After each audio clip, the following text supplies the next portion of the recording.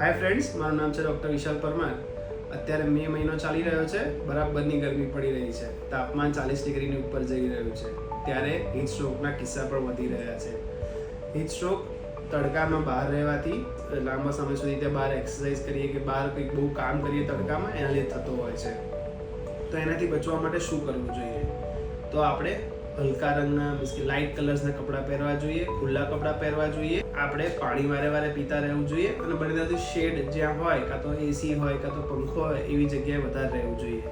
10 થી 4ના તડકામાં બહાર નીકળવાનું આપણે ટાળવું જોઈએ. અને જો આપણને હીટ સ્ટ્રોક થઈ ગયો તો ખબર કેવી રીતે પડે કે આપણને હીટ સ્ટ્રોક થઈ ગયો, કે કોકને હીટ સ્ટ્રોક થઈ ગયો કેવી રીતે ખબર પડે?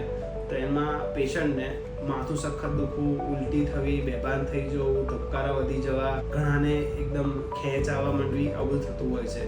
તો તમને કોઈ પણ આવું દર્દી દેખાય કે કોઈક આવું બેભાન થયેલું કે જેને હીટ સ્ટ્રોક થયો એવું દેખાય, તો એને પ્રાથમિક સારવારમાં આપણે શું કરી શકીએ?